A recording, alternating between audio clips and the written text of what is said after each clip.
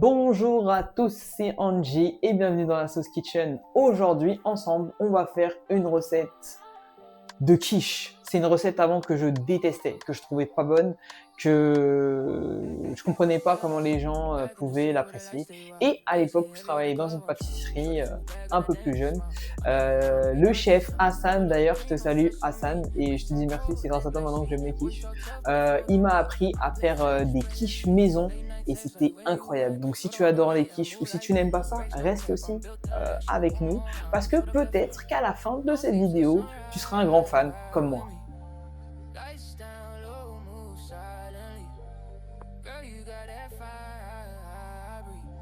Donc tout d'abord, ce que tu vas faire, c'est peser chacun de tes ingrédients.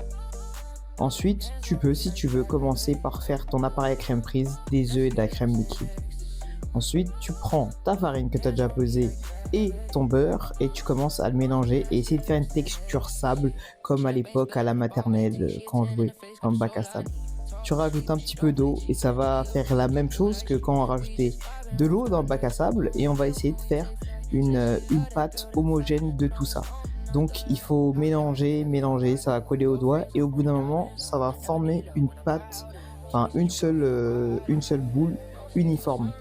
Pour pouvoir mieux la travailler, tu mets un petit peu de farine sur ton plan de travail et tu viens tout simplement la travailler.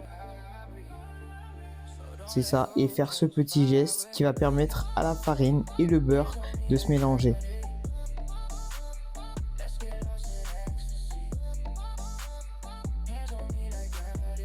Dès que tu as une boule homogène, tu récupères tous les petits bouts qui traînent, tu filmes ta pâte et tu la mets au froid, au frigo, pendant une trentaine de minutes.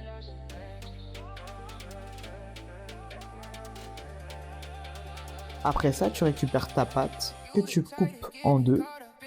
Plus elle aura reposé, plus elle sera simple à travailler. Tu formes une petite boule, tu prends ton rouleau et tu commences tout simplement à ce qu'on appelle abaisser.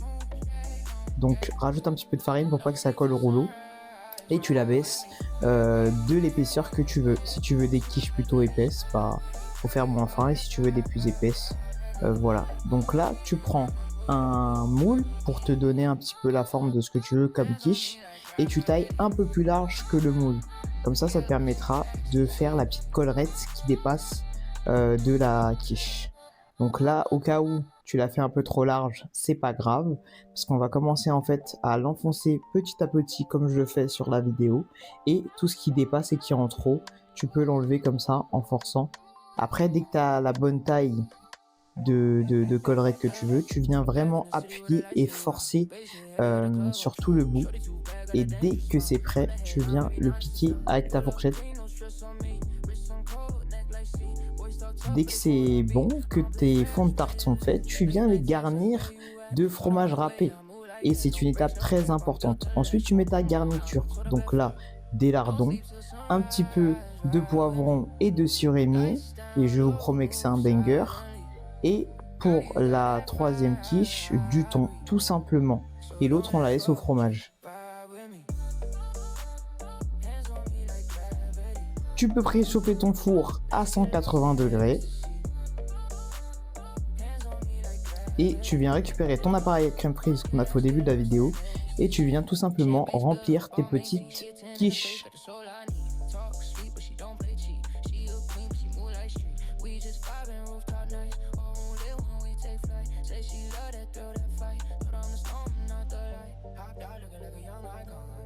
Tu peux les enfourner pendant 25 à 30 minutes à regarder. Et une fois qu'elles sont dorées comme ça, c'est bon. Il y a un petit peu de couleur au niveau de la collerette.